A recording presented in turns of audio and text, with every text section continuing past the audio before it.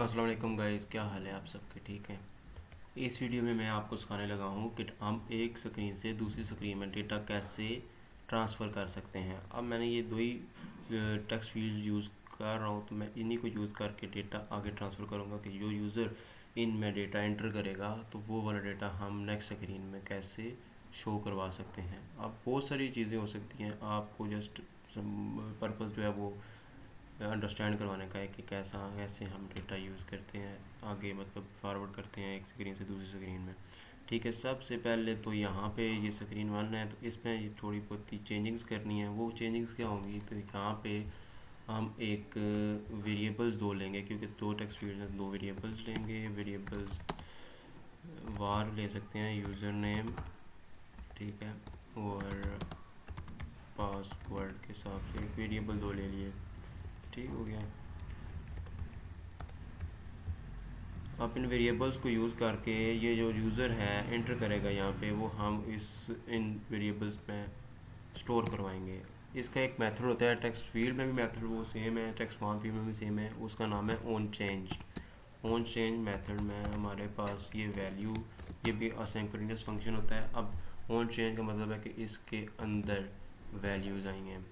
ठीक है, कौन सी वैल्यूज़ आई है, वो जो भी वैल्यू हो उसको हमने कहीं पे स्टोर करवा देना। ये यूज़र नेम है, तो मैं इसको यूज़र नेम के वेरिएबल में स्टोर करवा देता हूँ। जस्ट सिंपल ये वाली वैल्यू आप इस यूज़र नेम में स्टोर हो गई है। तो आप इसको चाहें तो सेट स्टेट भी कर सकते हैं। सेट स्टेट का मतलब है कि ये पूरी स्टेट सेट हो गई है। इसके अंदर भी लग सकते हैं, इसके बाहर भी लग सकते हैं, जो चाहें आप कर सकते हैं। बिल्कुल यही वाला मेथड मैं यूज़ करने लगा हूँ पासवर्ड में। तो पासवर्ड में अब यूज़र नेम तो नहीं, अब तो पासवर्ड के वेरिएबल है उसमें ये स्टोर करना है। ठीक है, अब ये मेरे पास जब यूज़र एंटर करेगा तो ये मेरे पास वैल्यूज़ स्टोर हो जाएंगी। अब वैल्यू तो स्टोर हो गई हैं, अब मुझे दूसरी स्क्रीन में यहाँ पे शो करवानी है। तो ये शो कैसे करवाएंगे, ये तो टेक्स्ट फील्ड में मैं इसकी बॉडी दे देता हूँ। ठीक है जी, बॉडी में मैं दे देता हूँ कॉलन, जस्ट लर्निंग पर्पज़ के लिए चिल्ड्रन। अब यहाँ पे मैं कुछ चीज़ें शो करवाऊँगा, लेकिन उसके कंस्ट्रक्टर में सबसे पहले तो उसके कंस्ट्रक्टर में मैंने जो है ना वो चीज़ें लेके आनी है। तो यहाँ पे भी मुझे वेरिएबल लेने पड़ेंगे। ठीक है, वैल्यू 1 और वैल्यू 2 के साथ काम से ठीक हो गया।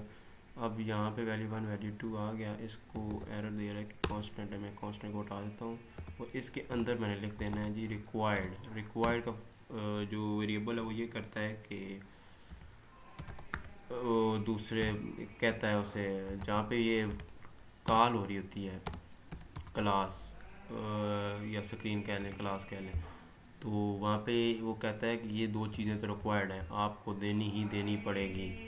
अब यहाँ पे देखें एरर आ रहा है, तो एरर क्या आ रहा है, एरर ऊपर देख सकते हैं कि ये इसके अंदर शो हो रही है कि ये रिक्वायर्ड है, वैल्यू 1 वैल्यू 2 आपको देनी ही पड़ेगी। ठीक है, वैल्यू 1 मेरे पास यूज़र नेम है जी, मैंने जो वेरिएबल ऊपर लिए हैं सही है, वैल्यू 2 पासवर्ड है जो मैंने वेरिएबल ऊपर लिए हैं। ठीक हो गया। तो यूज़र नेम पासवर्ड अभी क्या कह रहे हैं,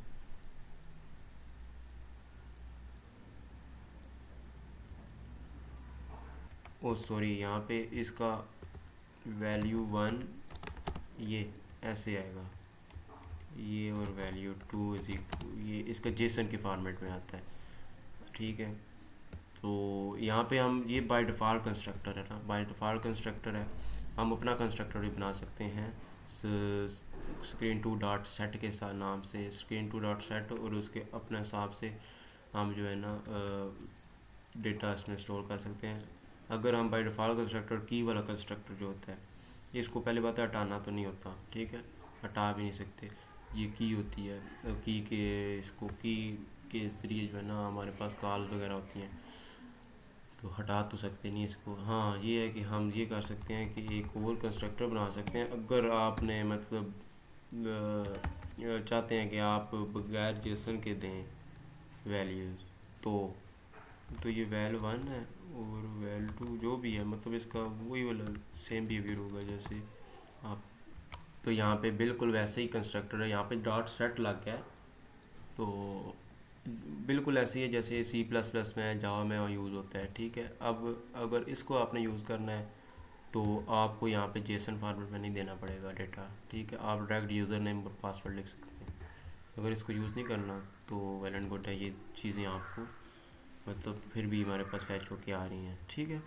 तो यहाँ पे कॉलम दे दिया मैंने, और कॉलम में मैंने टेक्स्ट दे दिया इसको जस्ट शो करवाने के पर्पज़ से। तो मैं कहता हूँ जी username is equal to, या जेसन के फॉर्मेट में कर देते हैं। अब इसको फैच कैसे करते हैं, ठीक है। फैच करने का हमारे पास वैल्यू 1 आ गया, ठीक है। ये स्टेटलेस विजेट है इस वजह से, और इसको ऐसे भी कर सकते हैं, सही है।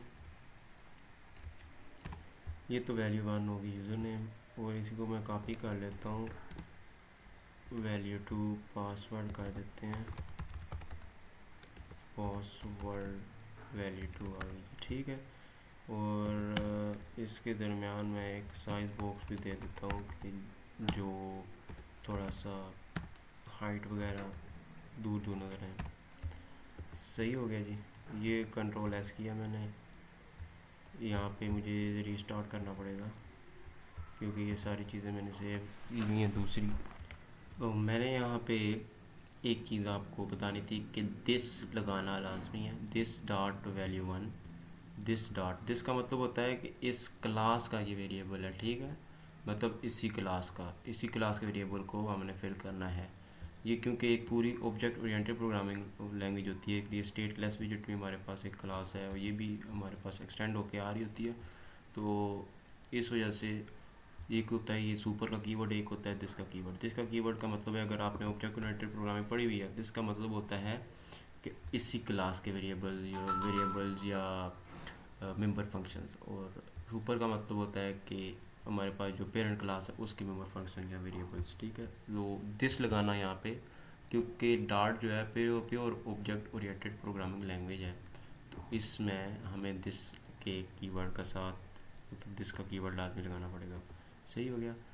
तो मैंने यहाँ पे इसको सेंटर कर दिया कॉलम को, और मेन एक्सेस अलाइनमेंट और क्रॉस एक्सेस अलाइनमेंट भी सेंटर कर दिया, ठीक है। और ये यूज़र नेम के बिहाइंड यूज़र नेम और पासवर्ड के बिहाइंड पासवर्ड, सामने पासवर्ड आएगा, ठीक हो गया जी। अभी यहाँ पे अगर जो पासवर्ड की है, ये भी आपको मे बी आपको मैंने बताया हो या ना बताया हो कि ओबेकस का एक होता है, ठीक है, ऑब्सक्योर के एक कीवर्ड है, इसको ट्रू कर दो तो ये जो आप लिखेंगे वो आपको शो नहीं होगा, ठीक है।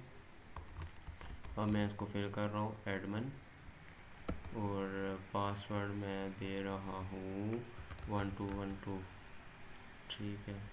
तो सबमिट के बटन पर क्लिक किया, दूसरे में नेविगेट हो जाएगा, और यहाँ पे ये देखें ये दूसरे, ये जो पहली स्क्रीन है इसमें से आ रहा है, ठीक है।